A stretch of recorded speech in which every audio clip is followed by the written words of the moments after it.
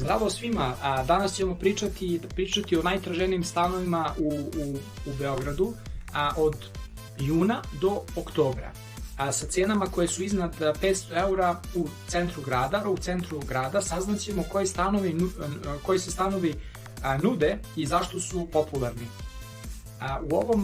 U toku upisnog roka na univerzitetima u Beogradu cena, odnosno potražnja stanova raste do 5 do 6 puta. Roditelji brucoša su glavni tražioci, dok iskusni studenti već znaju trikove kako da nađu dobar stan. Idealni stanovi za studente su garsonjere, manji stanovi gde mogu živeti sa svojim cimerima.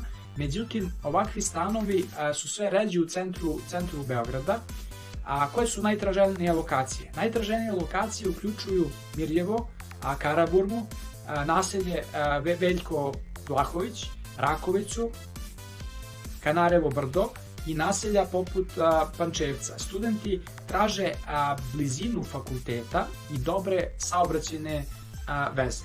Sad, što se tiče stanova u centru Beograda, one su visoke, često su preko 500 eura mesečno, a najtraženiji delovi su oko Studentskog trga, bulevara Kralja Aleksandra i gotovo oni nemaju ponude ispod ove cene.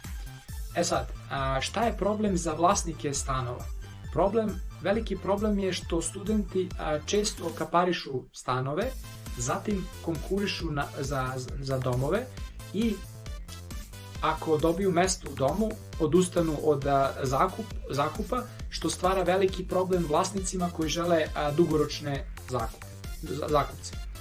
Studenti ne insistiraju na luksuzu, oni traže osnovne stvari kao što su internet, kuhinja, te grejanje je popularno zbog niskih troškova struje i infostana.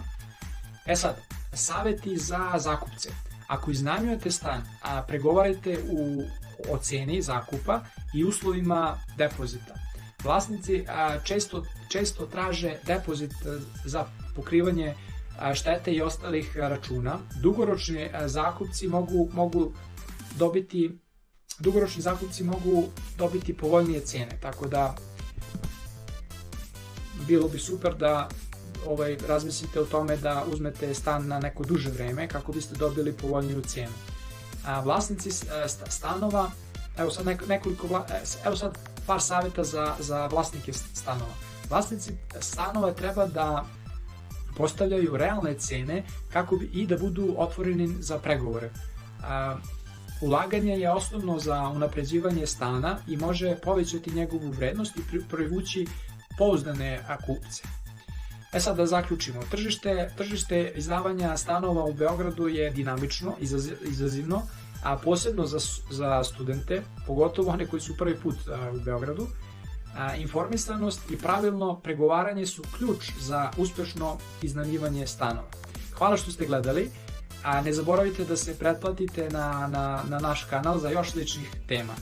Sve najbolje i srećno pronalaženje stana.